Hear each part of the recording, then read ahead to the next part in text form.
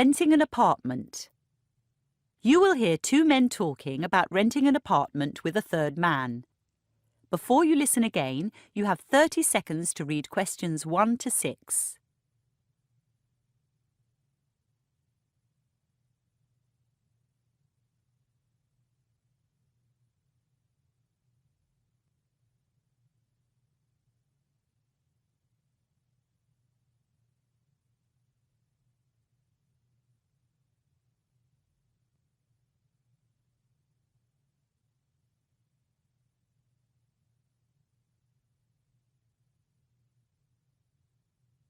Hi, Jack. Sorry I'm late.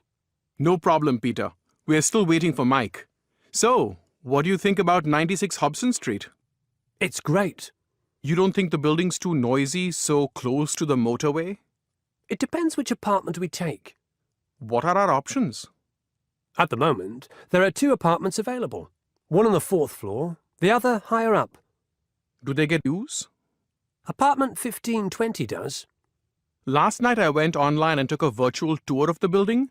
One thing I noticed was that 3-bedroom apartments have only 1 double bedroom. Mostly that's true. But apartment 414 has 2. What about bathrooms? A single bathroom in each apartment. And balconies?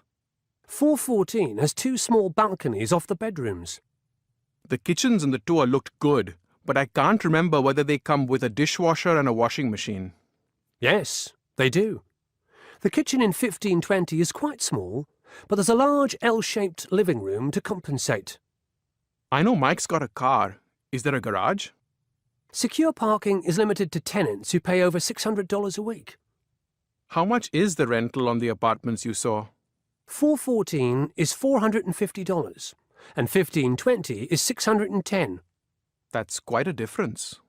Yeah. And 1520's only got 1 double bedroom, right? Uh-huh. But it's facing away from Hobson Street, so it'll be quiet, and Mike's car would be safe. Right. I'm planning to sign the lease on Friday.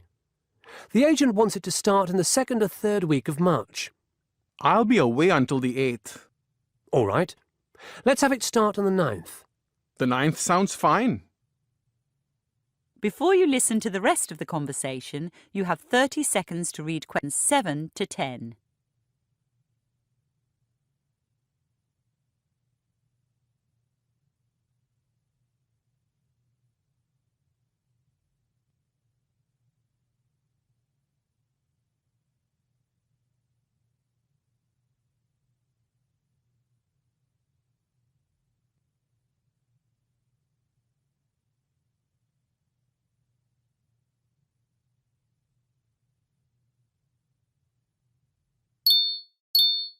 Looks like Mike won't be here for another 20 minutes.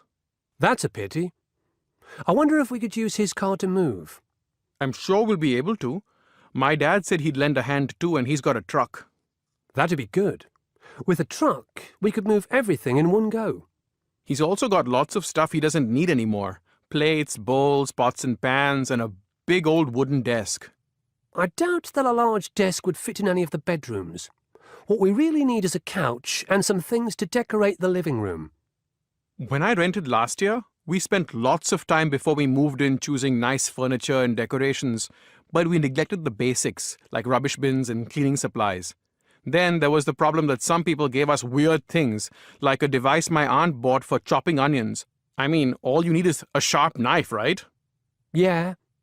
But we did do one great thing, which we should try again. We invited the neighbors to lunch one Saturday.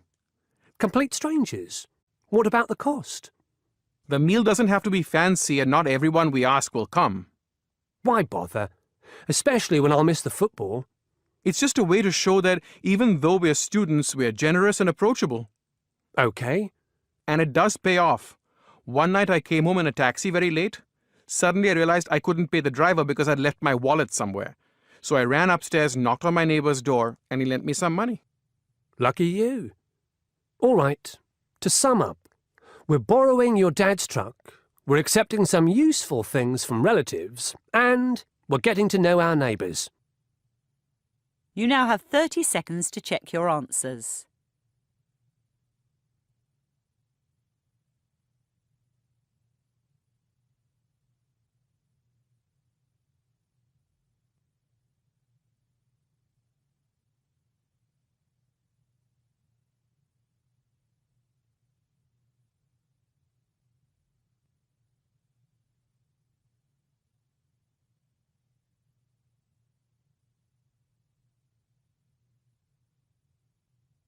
That is the end of Section 1. Section 2. Beekeeping for Beginners. You will hear a man talking about beekeeping for beginners. Before you listen, you have 30 seconds to read questions 11 to 15.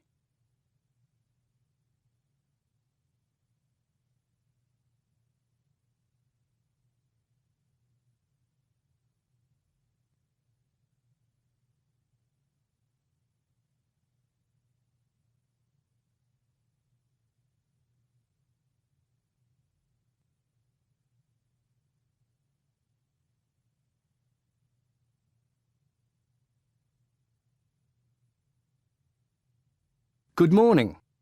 As you may be aware, all over the world, bees are under threat. For their survival, the goodwill and hard work of enthusiasts like you is vital. Today, I'll present some facts about bees and beekeeping. Then I'll show you a Langstroth hive, which is a type commonly used by beekeepers.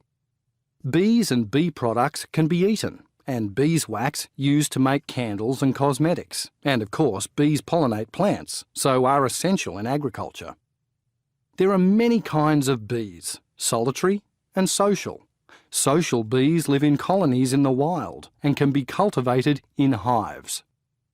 The word eusocial describes the organisation of bee society. It's spelled EU plus social. It means there's one single reproductively active female to several males. It also signals a division of labour and cooperative care of the young by non-breeding individuals. In addition to honeybees, there are eusocial ants, termites, and naked vole rats. Before humans cultivated honeybees, wild colonies were raided, and sadly, this continues today. In Spain, 8,000-year-old rock drawings depict such raids, while Egyptian tomb paintings from 4,500 years ago show domesticated bees.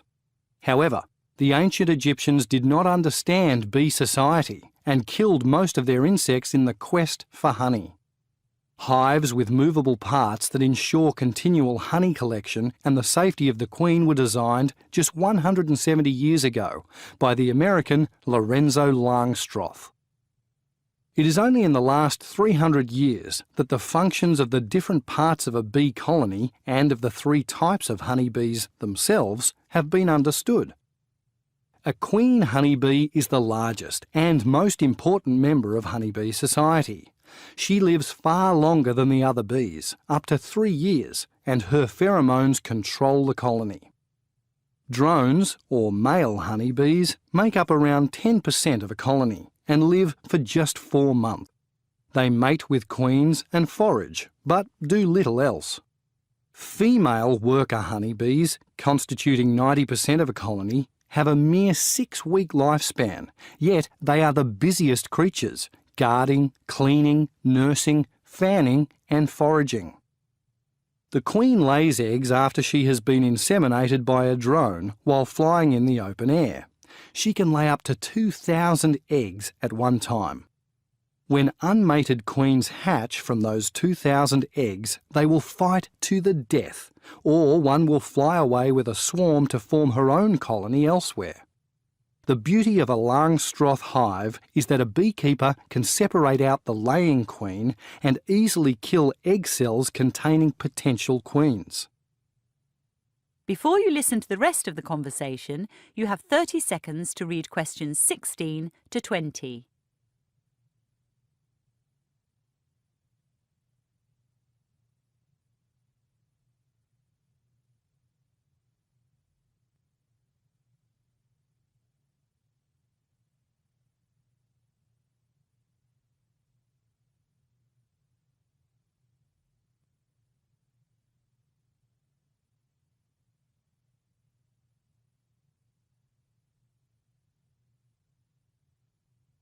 So let's look at some slides of a Langstroth hive. Can't open my own outside as it's winter and not much is happening, but also because we'd all need to be wearing good protective clothing. Bees sting, remember, and their venom is poisonous. 2% of people who are stung experience an uncomfortable allergic reaction, and without medical intervention, a tiny minority die from toxic shock. Anyone who'd like to keep bees must first determine their allergic reaction. OK, here's a Langstroth hive with 9 elements.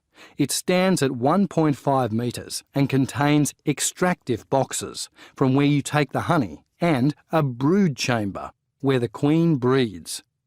This hive's got 2 extractive boxes, but you can build it up to 5.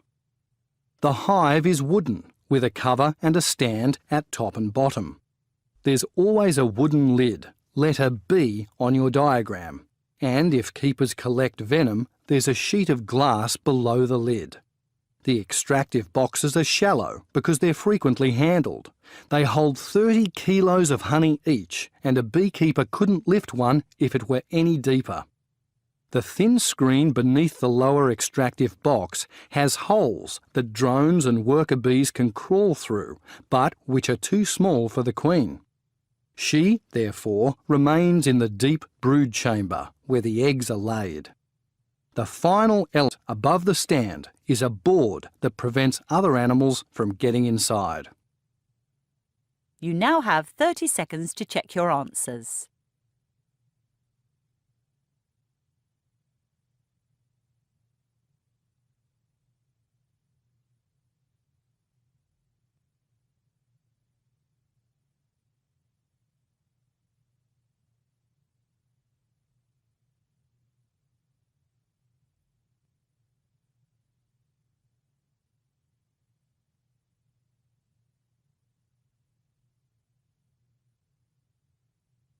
That is the end of Section 2. Section 3. Research into essay writing. You will hear 2 postgraduate students talking to their professor about their research into academic essay writing. Before you listen, you have 30 seconds to read questions 21 to 26.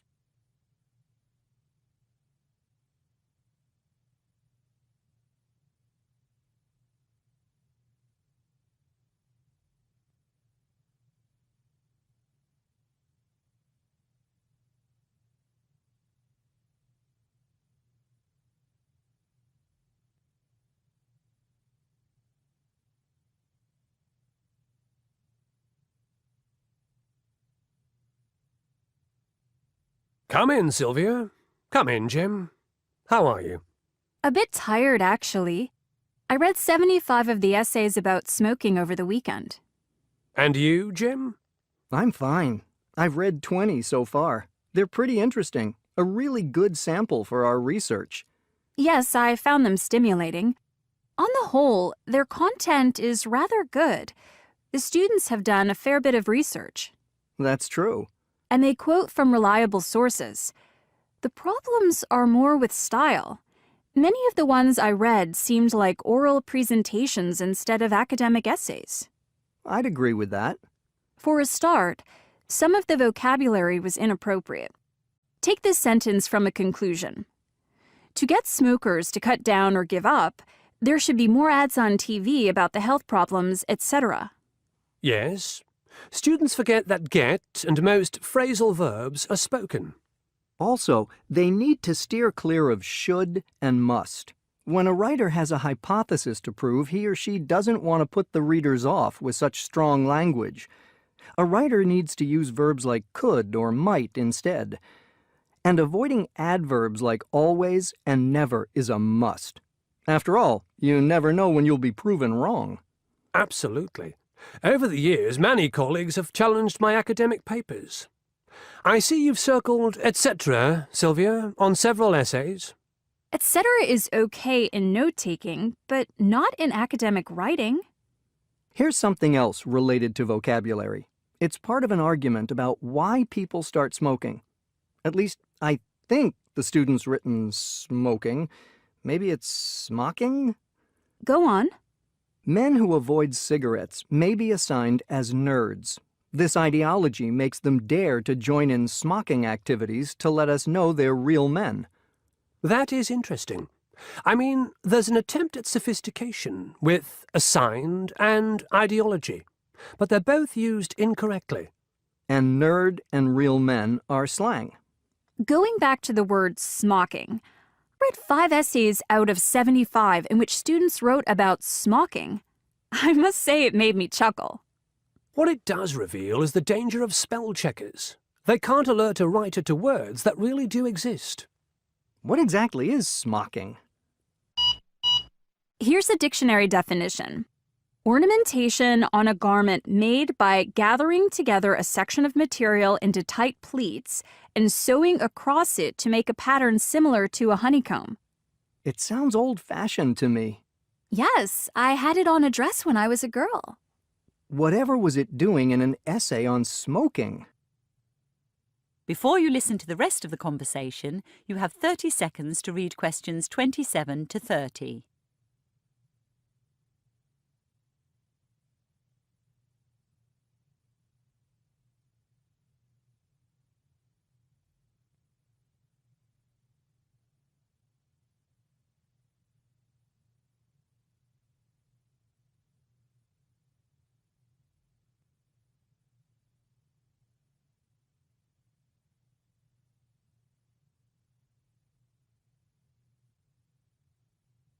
So, let's discuss what good academic writers do.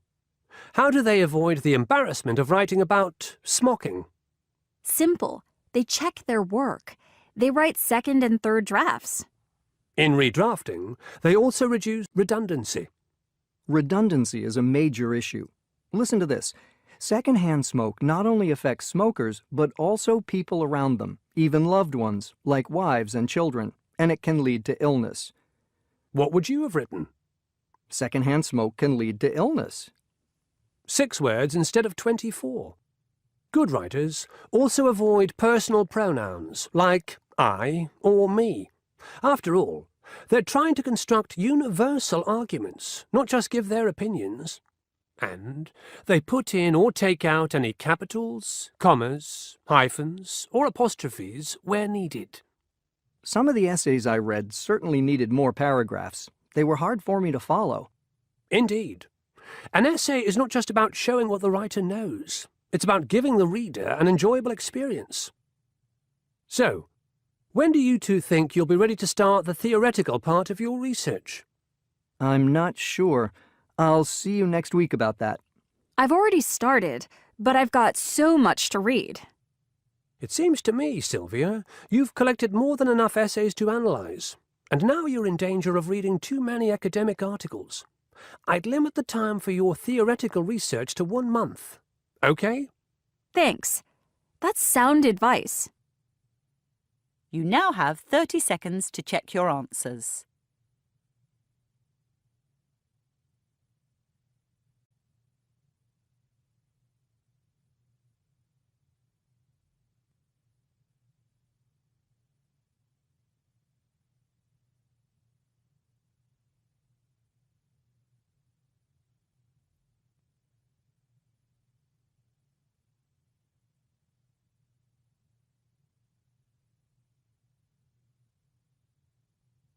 That is the end of Section 3.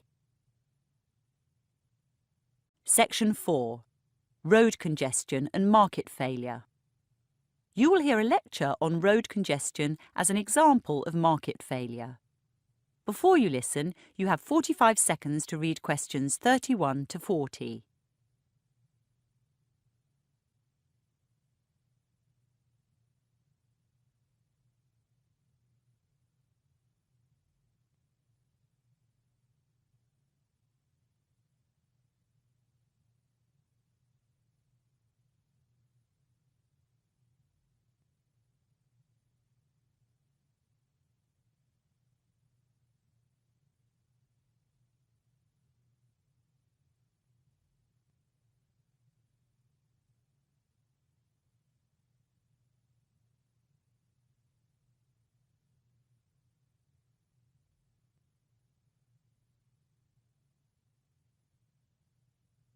Sorry I'm late.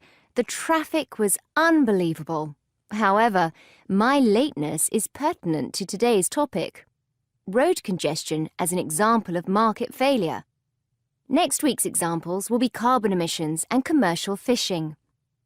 But what is market failure? Broadly speaking, it's when the free market fails to develop or apportion resources efficiently. A market may fail completely or partially. In the case of complete failure, resources cannot be allocated to satisfy need or want because there are insufficient incentives for profit-seeking firms to enter the market. Take street lighting. Without state intervention, there probably wouldn't be any, as it's unlikely private individuals would pay for it themselves. With no revenue generated and no profit earned, no firm would enter the street lighting market either. That's why taxes are set aside for public goods. There are many ways in which partial market failure occurs, but I'd like to focus on oversupply, which is when markets produce too many goods or services. It commonly occurs with demerit goods, like alcohol or tobacco, and with negative externalities. What are negative externalities? Well, the inability of consumers or producers to account for the effects of their actions on third parties. Road congestion is a classic case. Oh, let me tell you something I read last night. The speed of traffic in central London has remained fairly constant over the past 100 years. Really? How can that be? Wasn't most traffic horse-drawn in 1916? Indeed, it was. But the fact remains, in central London, giant four-wheel drives and sleek sport cars travel about as fast as wagons pulled by horses. Back to business. There are four main ways of dealing with congestion. 1. A city increases the amount of road space. 2. It improves public transport. 3. It reduces the demand for travel. Or 4. It increases the cost of private travel. In the case of London, the first measure is counterproductive. There are enormous costs associated with construction and a long delay between planning and availability. Once built, more roads only encourage more driving, and very soon congestion rears its ugly head again. On the surface, improving public transport seems a great idea, but even when it's reliable, cheap and convenient, it's viewed as an inferior good. As incomes rise, most of us leave inferior goods behind. I mean, we used to drink beer. Now we drink boutique beer. We used to holiday locally at the seaside. Now we fly to Thailand. What about reducing the demand for travel? Unfortunately, no one seems to know how to do this. The fourth option, raising the cost of private travel, has also had limited success. In London, we've experienced higher vehicle and fuel taxes, more expensive parking, and licence fees, no parking routes, and a raised driving age. But we've kept on driving. Other big cities have taken a different approach. Some Chinese cities limit drivers to 4 days a week, based on the final number of their licence plate. But the rich just buy 2 cars. Sydney and Singapore have tolls on bridges and tunnels, yet people pay up or drive longer routes to avoid tolls, creating traffic jams elsewhere. In 2003, London opted for a congestion charge in the central city. Back then, the charge was £5 a day. It's now £11.50. From its inception, there was a discernible decrease in traffic. Estimates in 2004 by Transport for London, or TfL, were that traffic flow was reduced by almost 20%, or 50,000 cars per day. Journeys were 15% faster. The number of bus journeys rose by 15%, and cycle usage by 30%. TfL stated that road traffic reduced a further 10% between 2011 and 14. However, a recent report has concluded that by 2031, congestion will have worsened by a staggering 60%, even if strict measures are adopted immediately. It seems as though the cycle is similar to building more roads. A sharp initial improvement, a slower improvement over time, followed by stasis and decline. So, to conclude, part of the reason for road congestion is an unquantifiable negative externality, exemplary of partial market failure. The free market is incapable of allocating resources efficiently. No matter what authorities do, people continue to drive. On some level, we all know congestion leads to more noise, pollution, accidents, and slower travel times. But cars are cheap, and their outlay is fixed. Principally, we drive because we don't consider our actions in relation to anyone else's. And even if we did, I'm not sure most people would care. That is the end of the listening test. You now have 10 minutes to transfer your answers to your answer sheet.